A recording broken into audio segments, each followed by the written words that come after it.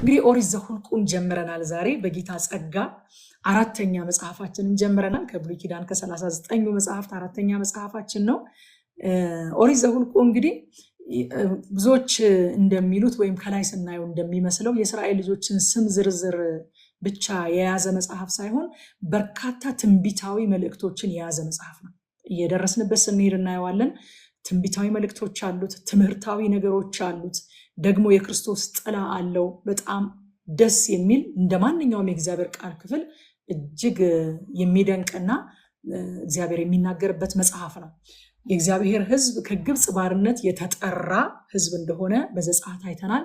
ደግሞ የተፈተነ ሕዝብ እንደሆነ በዘሌዋውያን አይተናል። የተቆጠረ ሕዝብ መሆኑን ደግሞ አሁን በዘኍልቍ እንመለከታለን ማለት ነው። እግዚአብሔር ሕዝቡን ይጠራል ከባርነት፣ ከዛ ደግሞ ያጠራል፣ ከዛ ደግሞ ይቆጥራል፣ ያውቃቸዋል። ኢንዲቪጁዋሊ እያንዳንዱን የእስራኤል ሕዝብ በአምላኩ የታወቀ መሆኑን በዘኍልቍ መጽሐፍ ነው የምንመለከተው። ከምዕራፍ 1 እስከ 3 ድረስ ያለውን ስንመለከት ምዕራፍ 1 ላይ ሳነብ እንደሰማችሁኝ ምናልባትም እናንተም ቀን ቤታችሁ እንዳነበባችሁት ቁጥር 2 ላይ የእስራኤልን ልጆች ማህበር ሁሉ ድምር በየወገናቸው በየአባቶቻቸው ቤት በየስማቸው ቁጥር ወንዱን በየራሱ ውሰዱ ብሎ እግዚአብሔር ሕዝብ ቆጠራ እንዲደረግ ትእዛዝ ሲሰጥ እናያለን። እግዚአብሔር ሕዝቡን እኔ በቃ እያነበብኩኝ ከረቂቅ ጋር ቀን ተገናኝተን ነበርና እኔ የሕዝቡን ቁጥር ሳይሆን የማየው እግዚአብሔር ምን እያደረገ ነው፣ ለምን እያደረገ ነው፣ የሚያደርገውን ነገር ለምን እያደረገ ነው የሚለውን ነገር ኢንቴንሽኑን፣ በዛ ውስጥ ያለውን የእግዚአብሔርን ልብ ነው የማየው እያልኳት እየነገርኳት ነበርና እግዚአብሔር እኔ እዚህ ቦታ ላይ ያየሁት የሆነ ሕዝቡን እንደ ክራውድ እንደ ማህበር እንደ ትልቅ ጉባኤ ብቻ ሳይሆን እንደ ግለሰብ በቁጥርና በስም በአባቶቻቸው ቤት በቤተሰባቸው ቤት እንደሚያውቃቸው ነው የተመለከትኩትና ይሄ እኮ በጣም ልብን የሚያሞቅ ነገር ነው። እጅግ በጣም የሚያስደንቅ ነገር ነው። እግዚአብሔር እኛን ማወቁ ዛሬ አንዳንድ ጊዜ እንደሚባለው ኒው ዳይሜንሽን የሚባል የፕሮፌሲ ዳይሜንሽን ስለመጣ የተከሰተ ነገር ሳይሆን በዘኍልቍ መጽሐፍ እግዚአብሔር ሕዝቡን እያንዳንዱን በየወገኑ በየቤተሰቡ በየአባቶቹ ቤት በስማቸው በቁጥራቸው ለይቶ ያውቃቸው ነበረ። ደስ አይልም? እግዚአብሔር እንዴት የግል አምላክ እንደሆነ። ሃሌሉያ! እንደ ጉባኤ ያውቀናል፣ ደግሞ እንደ ግለሰብ ያውቀናል። እግዚአብሔር በቤተሰባችን ያውቀናል፣ በአባቶቻችን ቤት ያውቀናል፣ በስማችን ያውቀናል፣ በግል ያውቀናል እግዚአብሔር። እና እያነበብኩኝ በጣም በቃ በዚህ በጣም እየተባረኩኝ ነበረ። አዲስ ነገር አይደለም፣ አዲስ አሰራር አይደለም። ጥንትም እግዚአብሔር የጠራቸውን ያጠራቸዋል፣ ከዛ ደግሞ ይቆጥራቸዋል። አይደለ? በዘጸአት ጠራቸው፣ በዘሌዋውያን አጠራቸው፣ እኔ ቅዱስ እንደሆንኩኝ ተቀደሱ አላቸው። በዚህ ደግሞ አሁን በዘኍልቍ ደግሞ ቆጠራቸው። ፐርሄድ እያንዳንዱን ሰው እግዚአብሔር ያውቃል። እያንዳንዳችንን እግዚአብሔር ያውቀናል። እኔ ድሮ ኳየር ላይ የኳየር ሊደር ሆኛለሁኝ። ረጅም ዓመት ነግራችኋለሁ። በጣም የምወደው የኳየርን አገልግሎትና ምን እላቸዋለሁኝ፣ ማይክ ስላልያዛችሁ ድምፅ አይሰማም ብላችሁ ዝም አትበሉ እላቸዋለሁ። ዱ ዩር ቤስት። ቆንጆ የምትሉትን አይደለም ጉባኤ ላይ መድረክ ላይ ወጥታችሁ ቀርቶ ጉባኤ ውስጥ ሆናችሁ ከኋላ ብትቀመጡ እንግዲህ ሞንታርቦ ይጮሃል፣ ዘማሪው በጣም ላውድ ሆኖ ነው የሚሰማው፣ የሙዚቃ መሳሪያው ይጮሃል ምናምን፣ ስለዚህ እኔ ድምፅ አይሰማም ብላችሁ አትቆጥቡ እላቸዋለሁኝ። ባላችሁበት ቦታ ከጀርባ ለምን በቃ ምንም በጣም በበርካታ ህዝብና ጩኸት ውስጥ ሆናችሁ ለምን አይሆንም? በቃ ቤስት የምትሉትን ድምፅ አውጡና ዘምሩለት እላቸዋለሁ። እልል በሉ ሲባል በጣም ብዙ ጉባኤ እልል ስላለ አሁን እኔ እልል አልኩኝ አላልኩኝ ብላችሁ ዝም አትበሉ። እልልታ ውስጣችሁ ካለ በቃ የእናንተን ብቻ እልልታ እንደሚሰማ እግዚአብሔር ይሰማችኋል። እኔ እንደዛ ነው ማምነው፣ እንደዛ ነው። አንድ እኔን ብቻ እንደሚሰማ እግዚአብሔር ይሰማኛል። አንድ የኔን ብቻ አምልኮ እንደሚቀበል አድርጎ እግዚአብሔር ይቀበለኛል። አንድ እኔን ብቻ እንደሚያይ አድርጎ እግዚአብሔር ያየኛል። እግዚአብሔር ሲያየኝ የሆነ በብዙ ክራውድ በብዙ ህዝብ መካከል ሆኜ ጥፍት ምጥት እያልኩበት አይደለም የሚያየኝ። አንድ ሰውን ብቻ ቢከታተል እንኳን በትኩረት ሊያይ በማይችልበት መጠን እግዚአብሔር እንደሚያየኝ ያውቃለሁ። ስለዚህ አምልኮዬ እያስተያየውኝ አይደለም። ብዙ ሰው ስላመለከው በዝቷል ብዬ እኔን አልተወውም። ጨምሩ፣ አታቆሙ እላቸዋለሁ። ይኸው ረቁ አለች፣ በጣም በዚህ ትመሰክራለች። እና አንቺ ብቻ እንደሚሰማሽ አድርገሽ እስኪ ዘምር ይላታለሁ። አንተ ብቻ እንደሚያይ አድርገህ አሸብሽብ። ያንቺን ብቻ እንደሚሰማ አድርገሽ እልል በይ። እንዴት ነው አሁን እኮ የኛ ብቻ እንደሚሰማ ስናውቅ ማይክ ስንይዝ እንዴት አድርገን እንደምንዘምር እናውቅ የለ እንዴ? የኛ እንደሚሰማ ስናውቅ፣ እንደማይሰማ ስናውቅስ እንደ ልባችን የምንሆነው። እግዚአብሔር የግልም አምላክ ነው፣ የጉባኤ አምላክ ብቻ አይደለም። ይህ ህዝቡን ሲቆጥር እዚህ ጋር ምን እንትን ውስጥ አስገብተን 46300 ማለት ምን ማለት ነው? 57200 ማለትስ ምን ማለት ነው? ሌላ መንፈሳዊ ተረጓሚ ይሁን ምናምን እንድንል አይደለም። አሁን ዘኍልቍን ስናጠና እግዚአብሔር በጣም የሚደንቅ አምላክ ነው። ህዝቡን ይጠራል፣ ከዛ ያጠራል፣ ከዛ ደግሞ ይቆጥራል። እያንዳንዱን ሰው ያውቃል። ለእያንዳንዱ ሰው ደግሞ ስፍራ ይሰጣል። ወረድ እያለ ስንሄድ የምናየው ይሆናል ማለት ነው። ጌታ ኢየሱስ ክርስቶስ በዮሐንስ ወንጌል ምዕራፍ 10 ቁጥር 3 ላይ እንደዚህ ያለ፣ ለእርሱ በረኛው ይከፍትለታል አለ። ስለ መልካም እረኛ እየተናገረ መልካም እረኛ እኔ ነኝ አለና ለእርሱ በረኛው ይከፍትለታል፣ በጎቹ ድምፁን ይሰሙታል አለና የራሱን በጎች የሆነ ግር አድርጎ ይወስዳቸዋል አይደለም፣ በየስማቸው ጠርቶ ይወስዳቸዋል። ሃሌሉያ ሃሌሉያ! በየስማቸው ጠርቶ ይወስዳቸዋል። በቃ እግዚአብሔር የሆነ በግርግር መሃል እንደምጠፉበት እንዳታስቡ ነው። ይህንን ዛሬ አበክሬ መናገር የምፈልገው። በግርግር መሃል አንጠፋበትም። በየስማቸው ጠርቶ ይወስዳቸዋል። እኔ እንግዲህ ሐዋሳን ያደግኩት በጣምም ወይኗዬ እንዳለችው እንደዚህ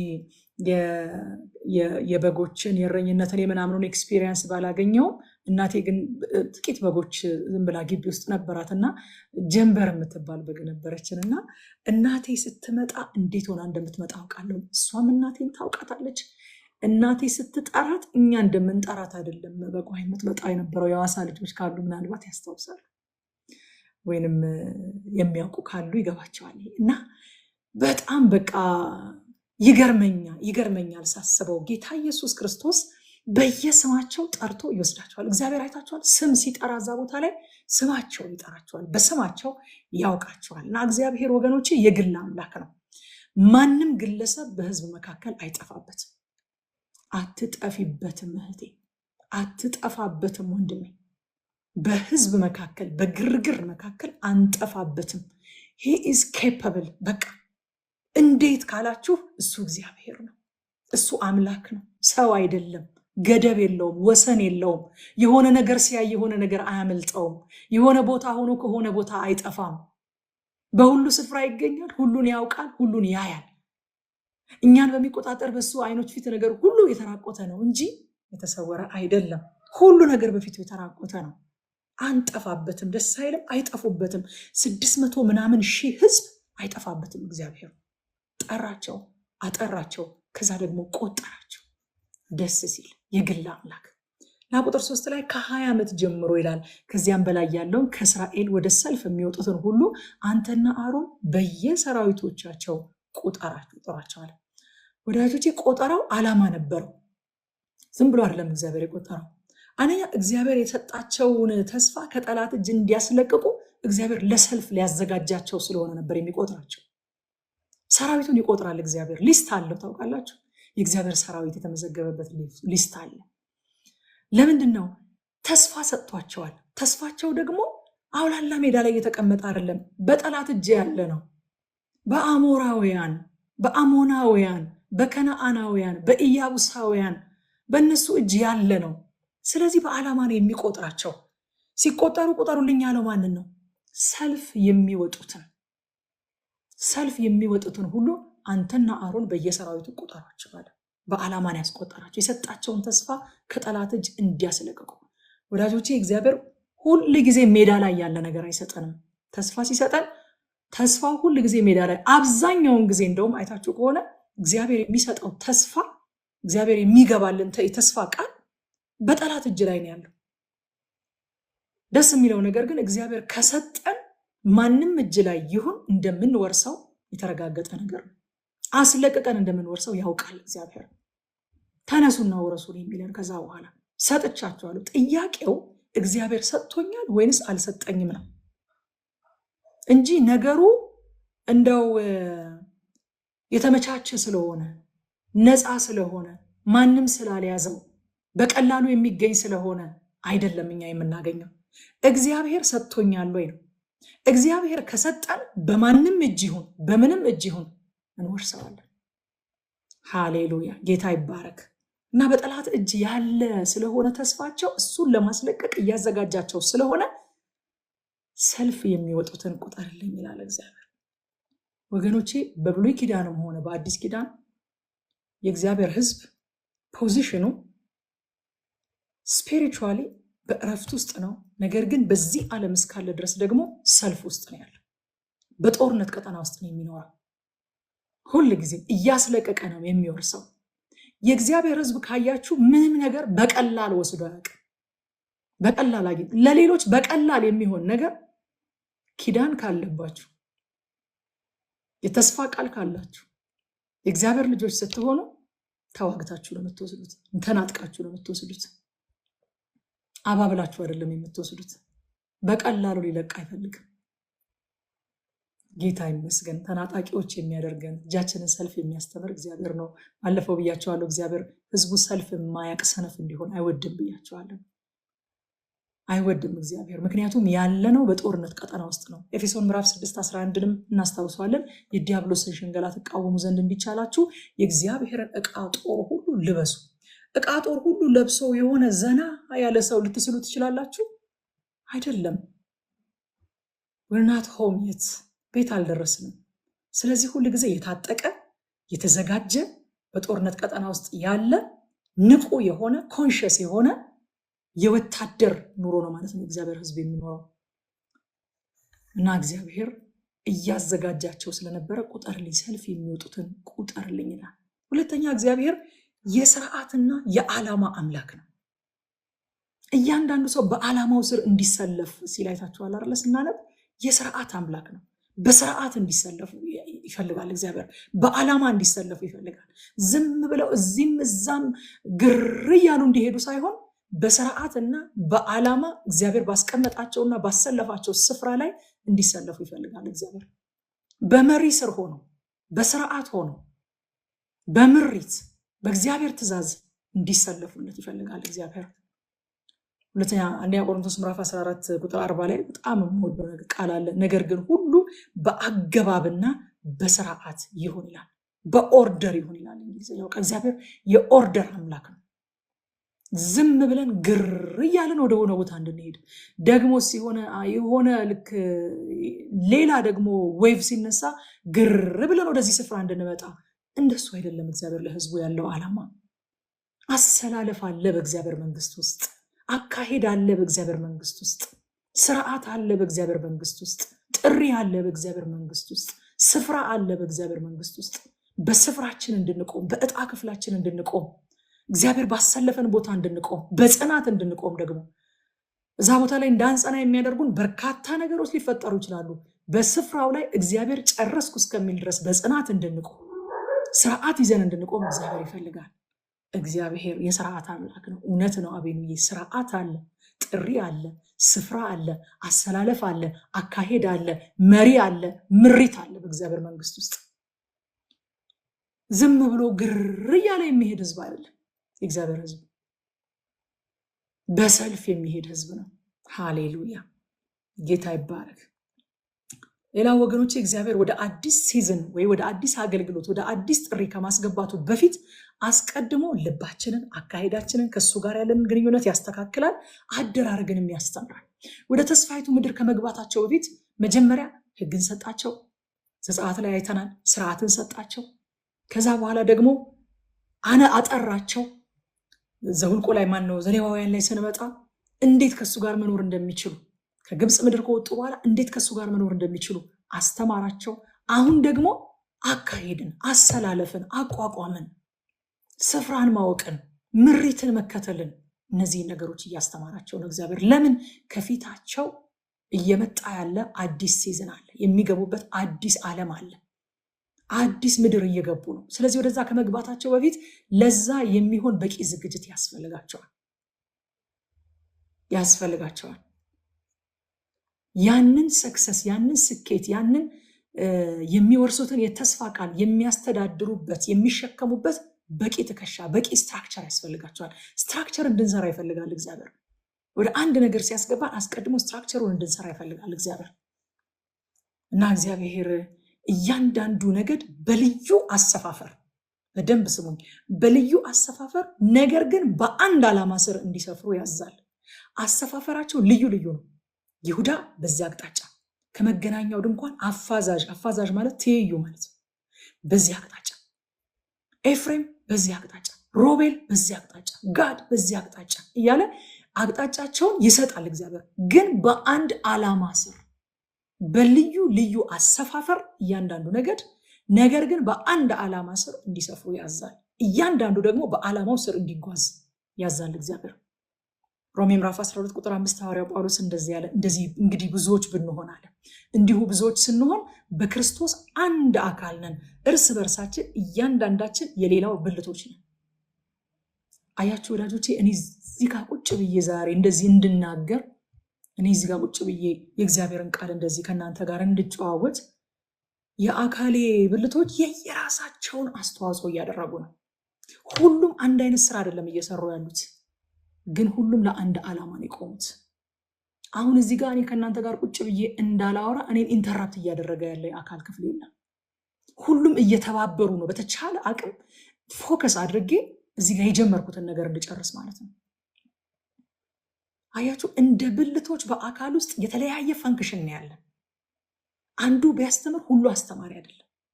ሁሉ አይን ይሆናል ያለ ደግሞ ቆሮንቶስ ላይ፣ ሁሉስ ጆሮ ይሆናል ያለ። የተለያየን ብልቶች ነው ያለ ነው። የተለያየ አሰላለፍ ነው ያለን። የተለያየ አገልግሎት ነው ያለን። ግን ለአንድ ዓላማ ነው የተሰለፍነው። ለአንድ ዓላማ። ዓላማው ግልጥ ተደርጎ ተሰጥቶናል። ግልጥ ተደርጎ ሂዱ፣ ወደ ዓለም ሁሉ ሂዱ፣ ወንጌልንም ስበኩ፣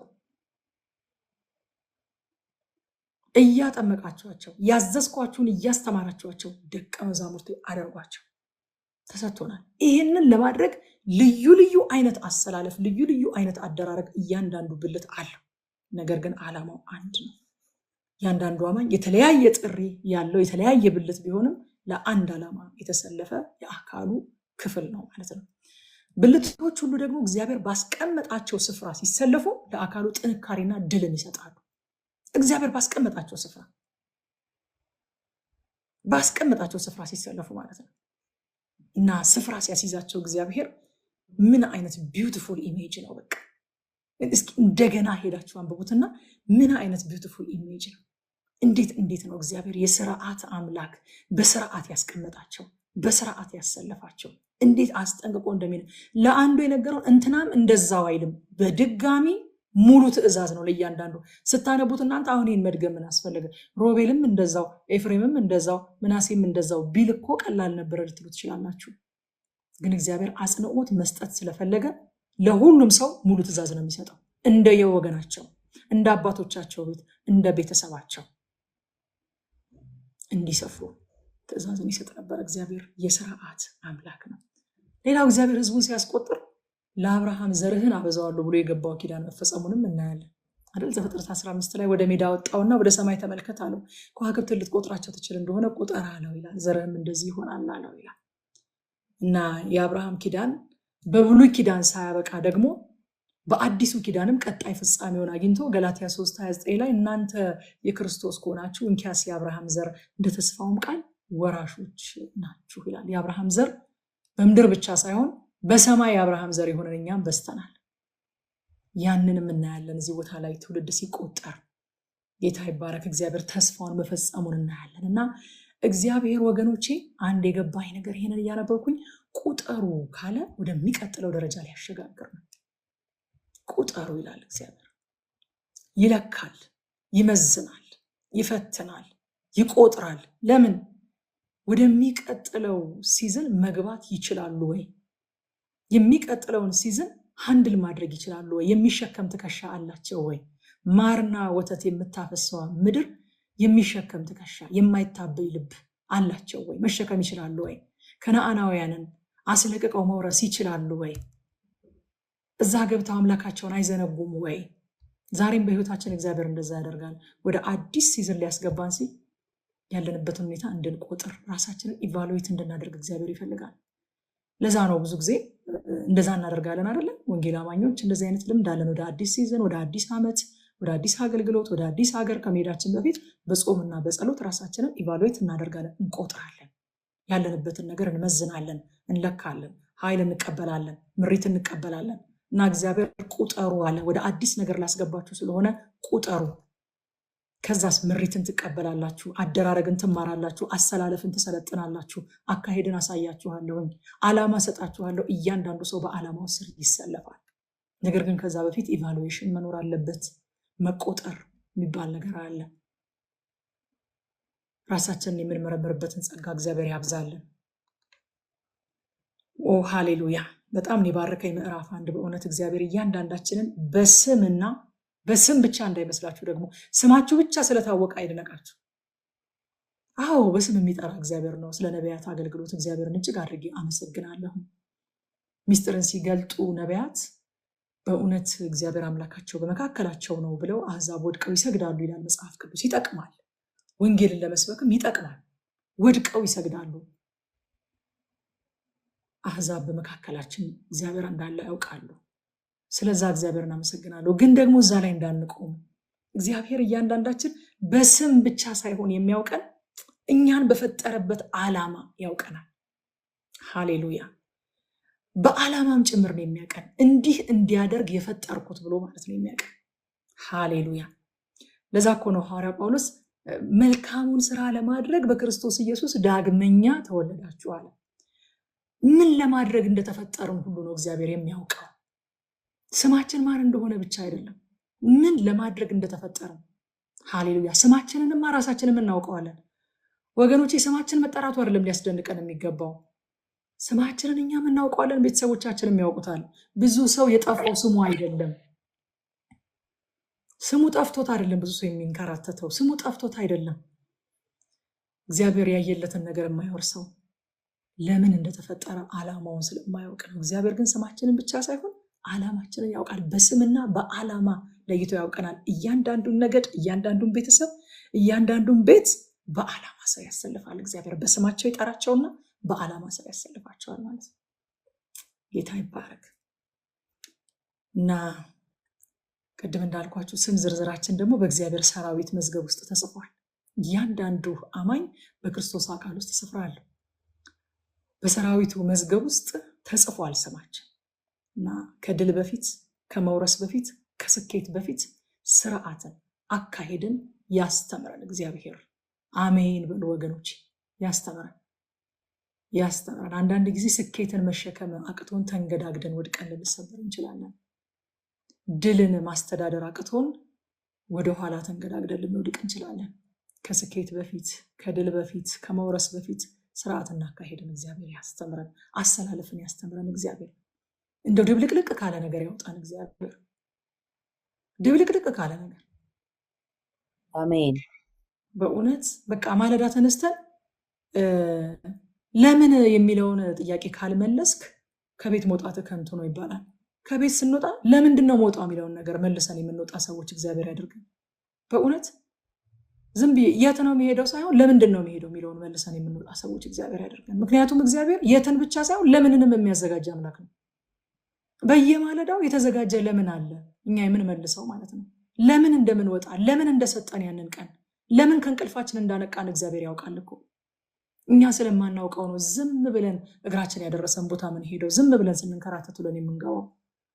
እግዚአብሔር ግን በእያንዳንዱ ቀን ለምን ያችን ቀን እንደቀጠለልን፣ ለምን ያልነቁ ሰዎች እኮ አሉ፣ ለምን እንደነቃን እግዚአብሔር ያውቃል። ያንን መከተል፣ በዛ ውስጥ መዋል ይብዛልን። እግዚአብሔር በሚያውቀው ቀን ውስጥ መዋል ይብዛልን። ጌታ ይመስገን። ከዛ በኋላ ምዕራፍ 2 ላይ የነገዱን አሰፋፈር ነው የምናየው። እዛ ጋር አቆጣጠርን አየን፣ እዚህ ጋር ደግሞ የነገዱን አሰፋፈር። ቁጥር 2 የእስራኤል ልጆች እያንዳንዱ በየዓላማው በየአባቶቻቸው ቤቶች ምልክት ይስፈሩ፣ በመገናኛው ድንኳን አፋዛዥ ዙሪያ ይስፈሩ ይላል። አሰፋፈራቸው እጅግ በጣም ነው የሚያምረው። ስዕሉን ብታገኙት ስዕል አለ ኢንተርኔት ላይ እንዴት እንደሰፈሩ የእስራኤል ልጆች የሚያሳይና 3 ድንኳን በሰሜን፣ 3 ድንኳን በደቡብ፣ 3 ድንኳን በምስራቅ፣ 3 ድንኳን በምዕራብ፣ የ12ቱ ነገዶች ድንኳን ዙሪያውን ተተክሎ የእግዚአብሔር ድንኳን ደግሞ በመካከል። ሃሌሉያ! አያችሁ እግዚአብሔር የሚስለውን ስዕል አያችሁ። መጽሐፍ ቅዱስ ዝም ብሎ የተጻፈ መጽሐፍ እንዳልሆነ የእግዚአብሔር ሰዎች፣ ቅዱሳን ሰዎች በመንፈስ ቅዱስ ተነድተው ከእግዚአብሔር ተልከው የጻፉት መጽሐፍ መሆኑን የምታውቁት እዚህ ቦታ ላይ አሰፋፈራቸው እግዚአብሔርን መካከለኛ ያደረገ ነበር። ቁጥር 17 ላይ ምን ይላል? ከዛም በኋላ የመገናኛው ድንኳን በሰፈሮቹ መካከል የሌዋውያን ሰፈር ይጓዛል ይላል። ከዚያም በኋላ የመገናኛው ድንኳን በሰፈሮቹ መካከል የሌዋውያን ሰፈር፣ የመገናኛው ድንኳን ያለበት ማለት ነው። እንደ ሰፈራቸው ሰው ሁሉ በየሰፈራው በየዓላማውም ይጓዛሉ ይላል። ግን በመካከል ያለው ምንድነው? የመገናኛው ድንኳን እግዚአብሔርን ሴንተር ያደረገ እግዚአብሔርን መካከለኛ ያደረገ አሰፋፈር ነበር አሰፋፈራቸው። እያንዳንዱ ነገድ እኔ በጣም ያስደነቀኝ በመሪዎቹ ዙሪያ ሳይሆን በእግዚአብሔር ድንኳን ዙሪያ ነው የሰፈረው። ምንድነው ያልኩት? እያንዳንዱ ነገድ መሪ እኮ ተሰጥቶታል። ፊቱን ወደ መሪዎቹ አዙሮ አይደለም የሰፈረው። ወደ መሪዎቹ አዙሮ አይደለም፣ ወደ እግዚአብሔር አዙሮ ነው ፊቱን የሰፈረው። እግዚአብሔርን መካከለኛ አድርጎ ነው የሰፈረው። በመገናኛው ድንኳን አፋዛዥ ትይዩ ነው የሰፈረው፣ በመሪዎቹ ድንኳን አይደለም። እግዚአብሔር ሕዝቅኤል ላይ የሰው ልጅ ሆይ ና የእስራኤል ቤት በእኔ ላይ የፈጸሙትን እጅግ በጣም አስከፊ ኃጢአት አሳይሃለሁ አለኝ አለ እና እየወሰደ የሚያሳየው ኃጢአት እየወሰደ የሚያሳየው የባዕድ አምልኮ በጣም የሚዘገንና ሕዝቅኤል በጣም አዘንኩኝ ደነገጥኩኝ ሲል ከዚህ የሚብስ ደግሞ አሳይሃለሁ ይለውና ሌላ ቦታ ይወስደዋል። ከዛ በጣም እንደገና ይጨነቃል ሕዝቅኤል በሚያየው ነገር። አቤት እግዚአብሔር ሆይ ይሄማ በጣም ሲል ከዚህም የሚብስ አሳይሃለሁ ይላል። ከዛ መጨረሻ ላይ ከሁሉ የሚብስ አሳይሃለሁ ብሎ የት እንደወሰደው ታውቃላችሁ? ወደ ቤተ መቅደስ ወሰደው እና ቤተ መቅደስ ውስጥ ያሉት ሰዎች ምን እያደረጉ ነበረ? ለቤተ መቅደሱ እዛው ቤተ መቅደስ ውስጥ ሆነው ለቤተ መቅደሱ ጀርባቸውን ሰጥተው ለፀሐይ እየሰገዱ ነበረ። እና እግዚአብሔር ከሁሉ የሚከፋው ይሄ ነው አለ። ከሁሉ የሚከፋ የምትሉት እናንተ እንደ ሰው ብታዩት ከዛ በፊት ያሳየውን ነገር ነው። እግዚአብሔር ግን ቤቱ ውስጥ ሆነው ጀርባቸውን የሰጡትን ሰዎች ከሁሉ የከፋው ይሄ ነው አለ። እግዚአብሔር ከዚህ ክፋት ከዚህ አይነቱ በደል ይጠብቃል ሁላችንንም። በእግዚአብሔር ቤት ውስጥ ሆኖ ለእግዚአብሔር ጀርባን ከመስጠት፣ ለሞተልን ጌታ ጀርባን ከመስጠት፣ ለሆነ ሰው ፊታችንን ሰጥተን ለሆነ ለምናደንቀው፣ ለሆነ ለምንወደው፣ ለሆነ ለምናየው፣ ለሆነ እግዚአብሔር ለሰጠን መሪ ፊታችንን ሰጥተን ለእግዚአብሔር ግን ጀርባችንን ከመስጠት እግዚአብሔር ይጠብቃል። ከሁሉ የከፋ ይለዋል እግዚአብሔር ሕዝቅኤል ላይ። ከሁሉ የከፋ እንዴት አይነት አስከፊ አይነት እንትኖች መሰላችሁ? ከዛ በኋላ ያሉት እኮ ከዛ በፊት የነበሩት በጣም አስከፊ ኃጢአቶች ናቸው። ሕዝቅኤል መጽሐፍ ላይ ስንደርስ እናየዋለን። ከዚህ ሁሉ የከፋው ግን አለ በቤቴ ውስጥ ሆነው ጀርባቸውን የሰጡኝ ናቸዋል። እና አስባችሁታል? እዚህ ቦታ ላይ እግዚአብሔር የሰጣቸውን መሪዎች እግዚአብሔር ወደ ሰጣቸው መሪዎች ፊታቸውን አድርገው ለእግዚአብሔር ጀርባቸውን ቢሰጡት ነው። እንደዛ ግን አላደረጉም። መሪዎቹም ህዝቡም እግዚአብሔርን መካከለኛ አድርገው ፊታቸውን ወደ መገናኛው ድንኳን አዞረው ነበር የሚሰፍሩት።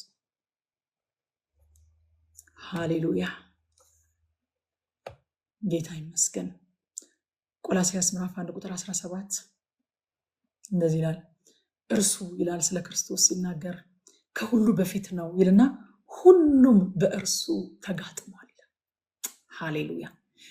ከዚህ በፊት ብያቸዋለሁኝ የድንኳኖቹ ቅርጽ አሁን ዛሬ በስዕል ስለው ሲያወጡት ኢንተርኔት ላይ ፈልጋችሁ ብታዩት የመስቀል ቅርጽ ነው ያለው። ያንን የመስቀል ቅርጽ የሰጠው ግን ያገጣጠመው በመካከል ያለው የመገናኛ ድንኳን አያችሁ። ልክ እንደዛ ሁሉ እኛ ፊታችንን ወደሱ አድርገን ወደ ክርስቶስ አድርገን ስንሰፍር እርሱ ከሁሉ በፊት ነው ብለው ሁሉ ደግሞ በእርሱ ተጋጥሟል። ሃሌሉያ። ቤተክርስቲያን ክርስቶስን መካከለኛ ካላደረገች ወገኖች አቅጣጫ ትስታለች። የአገልግሎቶቻችንም ሆነ የግንኙነቶቻችን ማዕከል ኢየሱስ ክርስቶስ ነው። አሁን ምንድነው እኛን ያገጣጠመን? ንገሩኝ እስኪ። ምንድነው እኛን ያገጣጠመን? አሁን እኛ እንደዚህ በክርስቶስ ተገጣጥመን ክርስቶስ አንድ ከተማ አላደግን፣ ከአንድ ብሔር አልተወለድን፣ አንድ ትምህርት ቤት አልተማርን፣ የሆነ ክለብ የሆነ እግር ኳስ ክለብ ፋኖች አይደለን። ምንድነው ያገጣጠመን? እኔና እናንተን አሁን 500 ሰው ምናምን በዚህ ሰዓት እንደዚህ ቁጭ ብለን አንድ አይነት ነገር እንድናወራ ያገጣጠመን ነገር ምንድነው? ኢየሱስ ነው። እኔ የታገኛችሁ ነበር? እናንተ ሴት ታገኙኝ ነበር? ኢየሱስ ነው ያገጣጠመን። ካኔው ማጀን ያገጣጠመንን ያገናኘንን ጌታ ወደ ጎን አድርገን ትኩረታችንን ሌላ ነገር ላይ ብናደርግ፣ ፊታችንን ለሌላ ነገር ብንሰጥ፣ ከኛ መካከል ለአንዱ ሰው ትኩረታችንን ብንሰጥ፣ በአንዱ ሰው ትይዩ ብንሰፍር እንዴት የሚያሳዝን ነገር ነው። ያገጣጠመን ኢየሱስ ነው። ሁሉ በእርሱ ተጋጥሟል። አገልግሎት ቢሆን ኢየሱስን ማዕከለኛ ማድረግ ያለበት ምክንያት ምንድን ነው? ያገጣጠመው ኢየሱስ ነው። ቤተክርስቲያን ያገጣጠማት ኢየሱስ ነው። ሪሌሽንሺፕ ያገጣጠመን ኢየሱስ ነው። የት እንተዋወቅ ነበር? በምንም ተአምር ለምን እንደተገናኘን አረሳምን። ማን እንዳገናኘን አረሳምን። ስለ ኢየሱስ ባይሆን ኖሮ እዚህ ጋር አንድ ደቂቃ ቁጭ ብላችሁ እንደማትሰሙኝ ያውቃለሁ። ጌታ ስሙ ይባረክ። ያገጣጠመን እሱ ነው። ማዕከል፣ የግንኙነቶቻችን ማዕከል፣ የአገልግሎታችን ማዕከል፣ የህይወታችን ማዕከል፣ የቤተክርስቲያን ማዕከል ጌታ ኢየሱስ ክርስቶስ ነው። እና ከዛ በኋላ እግዚአብሔር በነገዶች መካከል ስላለ ስርዓትና መናበብ ደግሞ ይነግራቸዋል። ነገዶች በልዩ ልዩ አሰላለፍ ነገር ግን በአንድ ዓላማ ስር ተሰልፈዋል። ስፍራ ተሰጥቷቸዋል፣ በስፍራቸው ሰፍረዋል። ከዛ ደግሞ ስርዓትና መናበብ ያስፈልጋል። ማን ቀድሞ እንደሚሄድ ማን እንደሚከተል እግዚአብሔር የስርዓት አምላክ ስለሆነ በቅደም ተከተል ያስተምራቸዋል። እና እያንዳንዱ ነገድ ካያችሁት በእግዚአብሔር ዓላማ ውስጥ ድርሻ አለው። እያንዳንዱ ነገድ ያለ ዓላማ የሚንከራተት ወይም ዝም ብሎ ሌላውን ነገድ የሚያጅብ ነገድ የለም። እግዚአብሔር አጃቢ አልፈጠረም። ደግሜ ነግራችኋለሁ፣ እግዚአብሔር አጃቢ እንድትሆኑ አልፈጠራችሁም። የሆነ እንዲያሟሙቅ የተፈጠረ ሰው የለም። ጭር እንዳይል የተፈጠረ ሰው የለም። ጭር እንዳይል የዳነ ሰው የለም። የተዘጋጀልህ መልካም ስራ አለ። የተዘጋጀልሽ መልካም ስራ አንቺ ሳትፈጠሪ ከመፈጠርሽ በፊት አስቀድሞ የተፈጠረ መልካም ስራ አለ። እረ እንኳን እኛ ግዑዛን የሆኑ ጨረቃና ፀሐይን ዘፍጥረት 1 ላይ ሄዳቸው አንብቡ። በዓላማን የተፈጠሩት ከመፈጠራቸው በፊት እግዚአብሔር አስቀድሞ ዓላማቸውን ተናግሯል። ላንብብላችሁ። ፀሐይና ጨረቃን ሲፈጠር እግዚአብሔር ምን እንዳለ እንደዚህ ይላል። እግዚአብሔርም አለ ይላል ቁጥር 14 ላይ ቀንና ሌሊትን ይለዩ ዘንድ። አያችሁ፣ ሳይፈጠሩ በፊት እግዚአብሔር ዓላማቸውን ሲናገር ቀንና ሌሊትን ይለዩ ዘንድ ብርሃናት በሰማይ ጠፈር ይሁኑ፣ ለምልክቶች፣ ለዘመኖች፣ ለዕለታት፣ ለዓመታትም ይሁኑ፣ በምድር ላይ ያበሩ ዘንድ በሰማይ ጠፈር ብርሃናት ይሁኑ። እንዲሁም ሆነ። 2 ታላላቅ ብርሃናትን አደረገ። ትልቁ ብርሃን በቀን እንዲሰለጥን፣ ትንሹን ብርሃን በሌሊት እንዲሰለጥን፣ ከዋክብትንም ደግሞ አደረገ። እግዚአብሔርን በምድር ላይ ያበሩ ዘንድ በሰማይ ጠፈር አኖራቸው፣ በቀንም በሌሊትም እንዲሰለጥኑ፣ ብርሃንና ጨለማ እንዲለዩ፣ እግዚአብሔርም መልካም እንደሆነ አየ ይላል። ግዑዛን የሆኑትን ፀሐይና ጨረቃን ስለሚያምሩ፣ ዝም ብለው ስለሚያምሩ ወይ መፈጠር ስላለባቸው አይደለም የተፈጠሩት። አስቀድሞ እግዚአብሔር ዓላማቸውን ተናግሮ የፈጠራቸው። አስቀድሞ አዳምና ሔዋንን ከመፍጠሩ በፊት የሚፈጥርበትን ዓላማ አስቀድሞ ተናግሯል። በመልኩ እንደሚፈጥራቸው፣ እንዴት እንደሚፈጥራቸው ተናገረ። ከዛ በኋላ ደግሞ ዓላማቸውንም ተናገረ። እንዲገዙ፣ እንዲበዙ፣ እንዲያስተዳድሩ እንደፈጠራቸው ተናገረ። ኤደን ገነት ወስዶ ሲያስቀምጠው በቃ ዘናበል እንግዲህ አይደለም ያለው፣ ይጠብቃትና ይንከባከባት ዘንድ። እግዚአብሔር የዓላማ አምላክ ነው። በነገራችን የዓላማ አምላክ ነው። ዓላማን አስቀድሞ የሚፈጥር አምላክ ነው። በቃ ዛሬ ቁጭ ብለን ራሳችንን ኢቫሉዌት የምናደርግበት ጥበብና መንፈስ በጌታ በኢየሱስ ስም ይሰጠን። ምንድን ነው ዓላማዬ? ከኔ ቀድሞ የተፈጠረው ትምጣና ትፈጠር እስኪ ትዳንና የሆነ ቦታ የሆነ ክፍት ቦታ ፈልጌ ሸጎጥ አደርጋታለሁ ብሎ አይደለም እኔ ያዳነኝ እግዚአብሔር አለ። መጥቼ ስክት የምልበት ቦታ አለ። ልክ ያ የሰለሞን ቤተ መቅደስ ሲሰራ ተጠርቦ ተስተካክሎ መጥቶ ድንጋዩ ያለምንም ድምፅ ግጥም ሚል እንደነበረው መተ ግጥም የምትልበት ለአንተ የተዘጋጀ ቦታ፣ አንተ ሳትድን በፊት፣ አንቺ ሳትፈጠሪ በፊት የተዘጋጀ ቦታ አለ። እግዚአብሔር የዓላማ አምላክ ነው። እኛ ነንና ይላል። ለአጃቢነት አልተፈጠርንም፣ ለማሞቅ አልተፈጠርንም። በእውነት ለማሞቅ አልተፈጠርንም፣ ጭር እንዳይል አልተፈጠርንም። በቃ ይህንን ውሰዱት፣ ያዙት። ጭር እንዳይል አልተፈጠርንም። እኛ ፍጥረቱ ነንና እንመላለስበት ዘንድ እግዚአብሔር አስቀድሞ ያዘጋጀው መልካሙን ስራ ለማድረግ በክርስቶስ ኢየሱስ ተፈጠርን። ከመፈጠራችን በፊት ያዘጋጀውን ለማድረግ ተፈጠርን። እኛ ልክ ፀሐይና ጨረቃ ከመፈጠራቸው በፊት የተፈጠረውን ዓላማ ለመፈጸም እንደተፈጠሩት ማለት ነው። የዓላማ አምላክ ነው እግዚአብሔር እና የተመደቡበት አቅጣጫና የተሰጣቸው የሥራ ድርሻ እንደየነገዳቸው የተለያየ ነው። ስታነቡት የሁሉም ስራ እግዚአብሔር ለማህበሩ የገባው ኪዳን እንዲፈጸም እኩል አስፈላጊ ነው። ግን የነገዶቹን ኃላፊነት ሄዳቸው አንብቡት።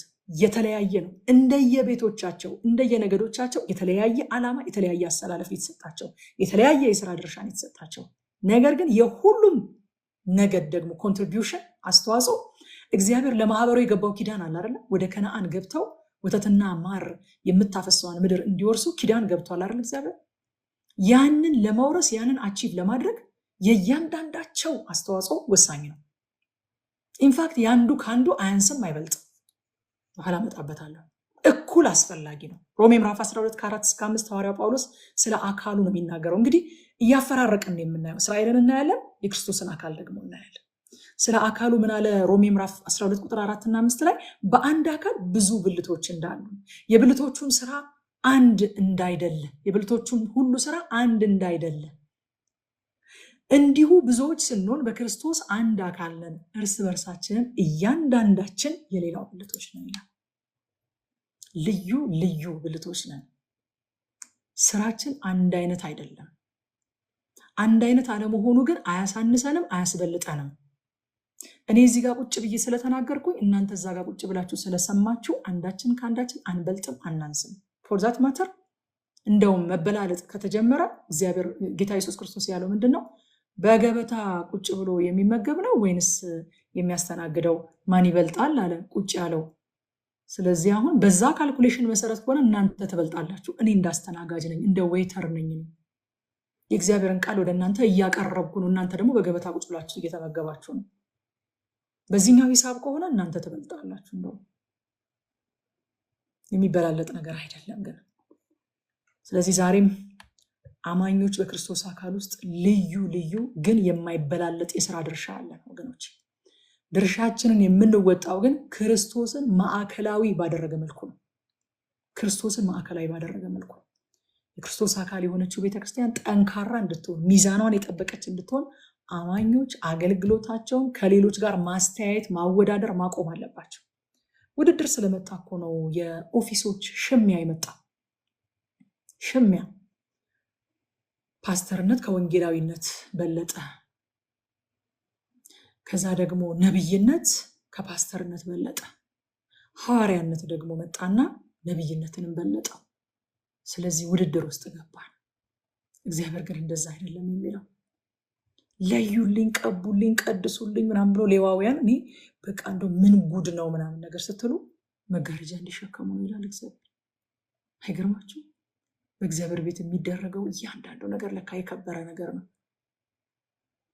ቃታውያንን ለይልኝ፣ ሌላ ሰው እንዳይቀርብ ይላል እግዚአብሔር። ሌላ ሰው እንዳይቀርብ፣ እነሱ ብቻ እንዲነኩት፣ ሌላ ሰው ቢነካው ይሞታል ምናምን ብሎ ምንድን ነው የሚሰሩት? በቃ የሆነ ፑልፒት ላይ ቆመው መጽሐፍ ቅዱሳቸውን ሰው ይዞላቸው ምናምን የሆነ ሊከበሩ ምናምን ነገር ነው ስትሉ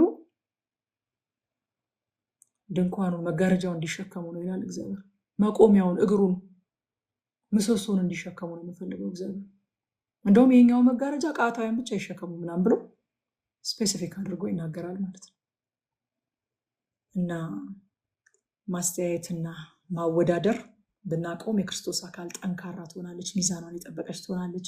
ሁሉም የተሰጠውን ኃላፊነት ተከባብሮ ተቀባብሎ መፈጸም ይችላል ማለት ነው። እስራኤል የእግዚአብሔርን ትእዛዝ እየጠበቁ በአንድነት ይጓዙ ነበር እንጂ ደግሞ አይሽቀዳደሙም ነበር። በአንድነት ነው የሚጓዙት። ሲነሱ በአንድነት ይነሳሉ። መቼ ነው የሚነሱት? ደመናው ሲነሳ። ሲቆሙስ? ደመናው ሲቆም በአንድነት ይቆማሉ። አይሽቀዳደሙም፣ አይገፋፉም ነበር፣ አይፎካከሩም ነበር። ገላትያ 5:25 ላይ ሐዋርያ ጳውሎስ እንደዚህ ያለ 5:25 በመንፈስ ብንኖር በመንፈስ ደግሞ እንመላለሳለን። አያችሁ፣ በምሪት ስለሚንቀሳቀሱ፣ ደመናውን እያዩ ስለሚንቀሳቀሱ ጠብ የለም፣ ክርክር የለም፣ እኔ ቀድማለሁ የለም፣ ግፊያ የለም፣ መሽቀዳደም የለም። በምሪት ስለሚንቀሳቀሱ በአንድነት ይነሳሉ፣ በአንድነት ይቆማሉ። በመንፈስ ስንመላለስ፣ በመንፈስ ስንመራ አንሽቀዳደምም፣ አንገፋፋም። ክብር ለኢየሱስ ይሁን። ወገኖቼ መንፈሳዊ ብስለት ማለት እግዚአብሔርን አለመቅደም ከእግዚአብሔርም አለመዘግየት ነው።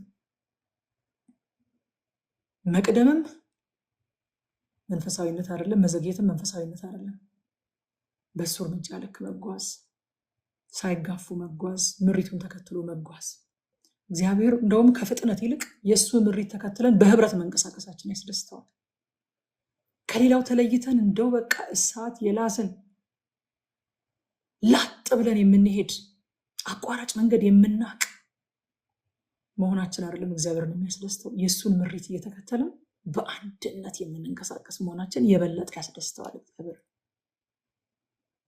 ሃሌሉያ፣ ጌታ ይባረክ። እና እስራኤላውያን በሰው ጥበብ ሳይሆን ደግሞ በእግዚአብሔር ምሪት እግዚአብሔርን መካከለኛ አድርገው የሰፈሩት። ሰው አይደለም ያሰፈራቸው። ሙሴ አይቶ የሮቤል ነገድ ብዛቱ በጣም ደስ ይላል፣ ስለዚህ ከመገናኛው ድንኳን በስተቀኝ ይስፈር ብሎ አይደለም። የይሁዳ ነገድ በጣም ሞገስ አለው፣ ስለዚህ ከፊት እሱ ይሁን ብሎ አይደለም። በእግዚአብሔር ምሪት እግዚአብሔርን መካከለኛ አድርገው የሰፈሩት። እንቅስቃሴያቸውን በግል ሳይሆን በአንድነትና በምሪት ነበረ።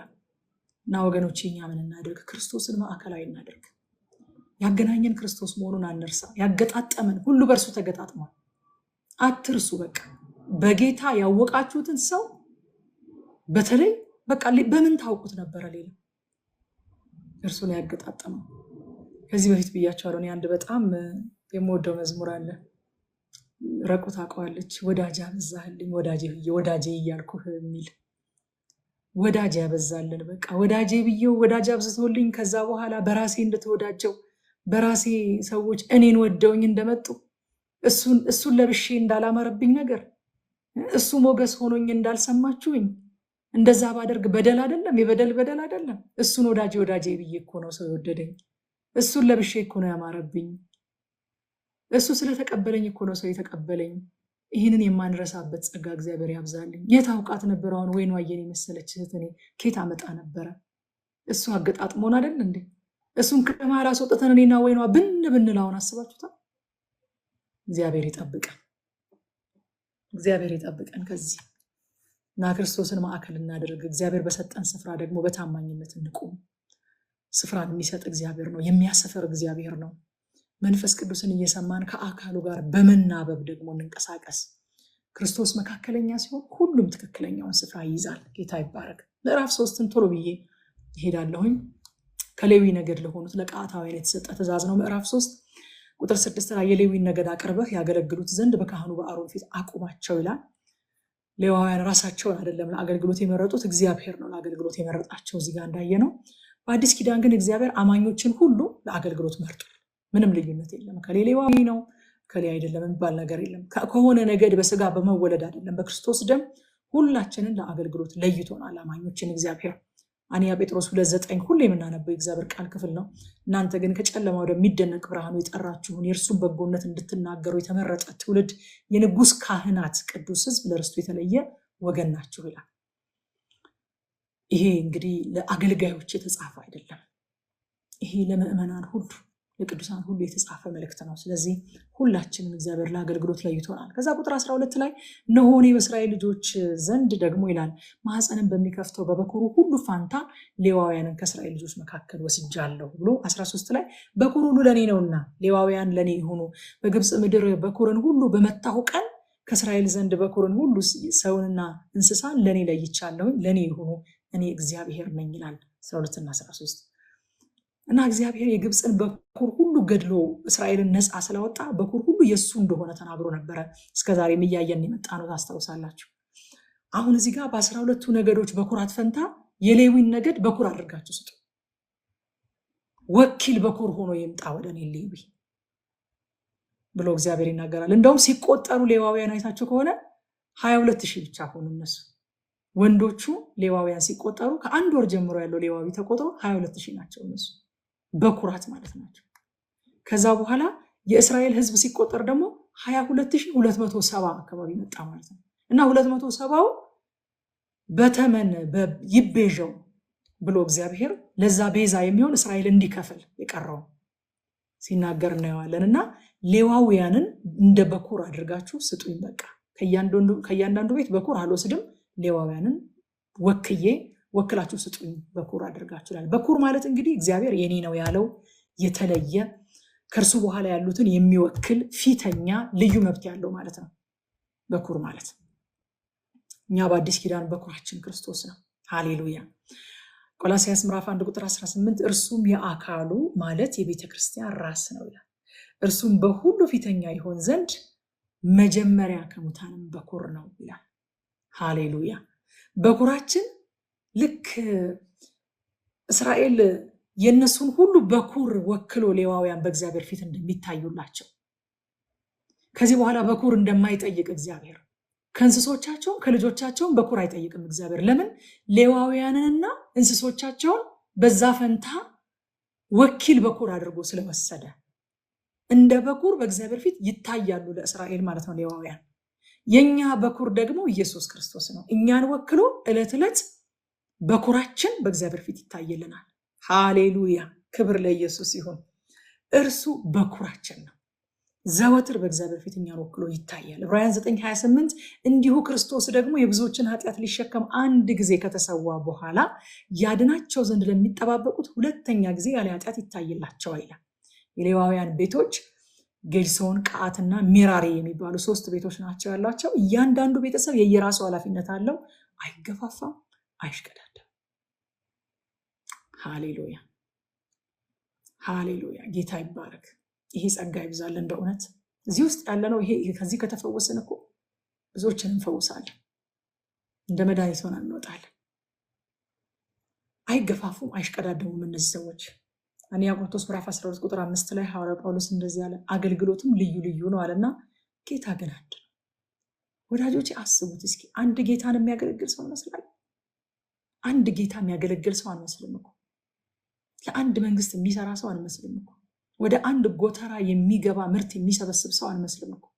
የየራሳችን ጌታ ያለን፣ የየራሳችን ጎተራ ያለን፣ የየራሳችን መንግስት ያለን ነው የምንመስለው። አይገፋፉም። የሌዊ ቤቶች አይገፋፉም። ብልቶችም ተገፋፍተው አያውቁም። አገልግሎት ልዩ ልዩ ነው።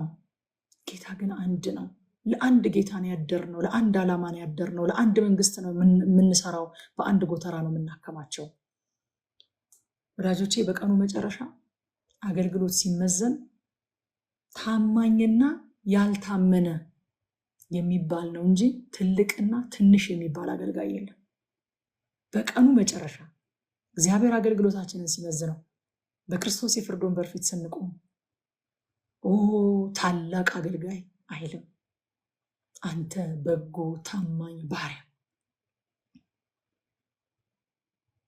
አንቺ በጎ ታማኝ ባሪያ።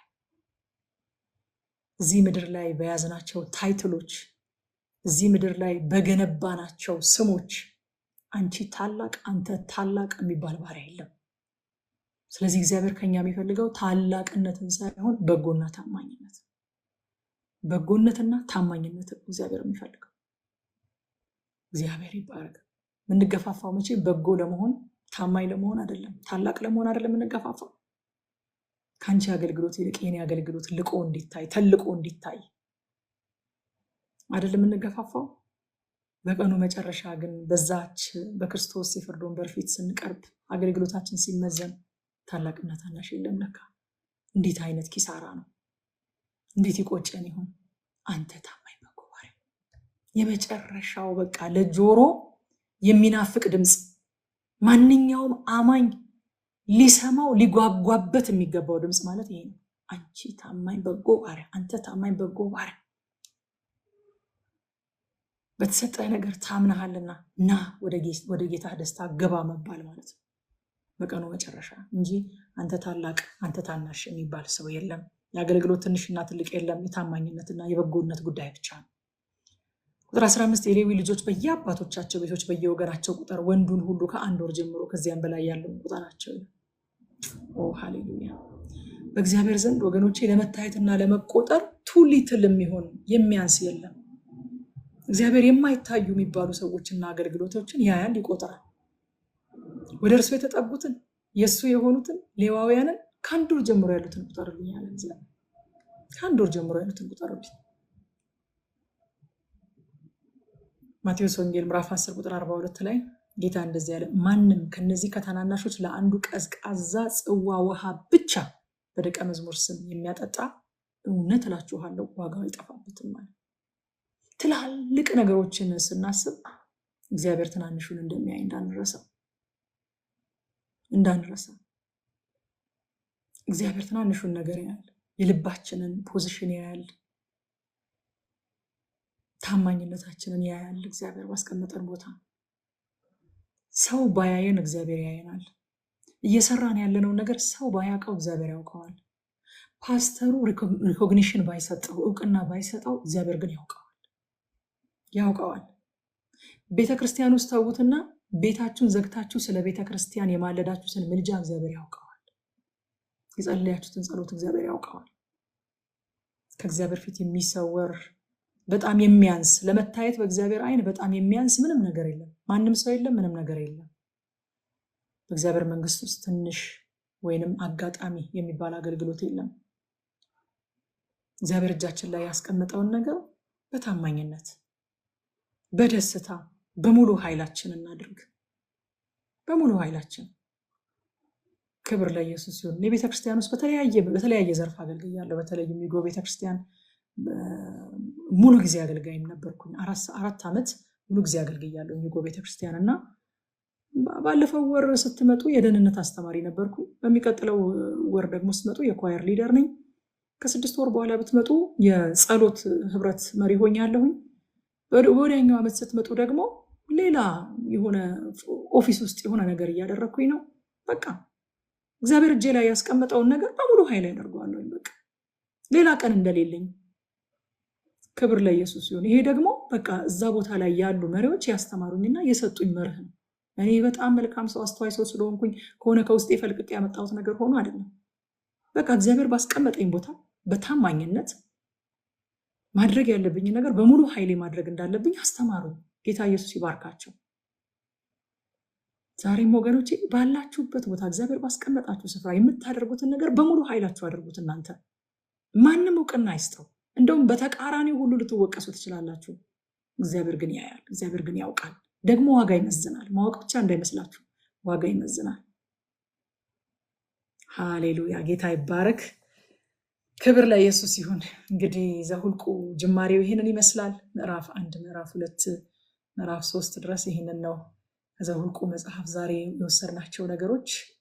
እግዚአብሔር እጅግ የሚያምር ስርዓት፣ የሚያስደንቅ አደራረግ ያለው አምላክ መሆኑን እያንዳንዳችንን በግል እንደሚያውቀን፣ ለእያንዳንዳችን ስፍራ እንዳለው፣ ለምናደርጋት ነገር ኮንሲደር እንደሚያደርጋት እንደሚያውቃት፣ እግዚአብሔር የግል አምላክ መሆኑን፣ የቅርብ አምላክ መሆኑን፣ የስርዓት አምላክ መሆኑን በእነዚህ ክፍሎች ተረድተናል፣ አይተናል ብዬ አምናለሁኝ።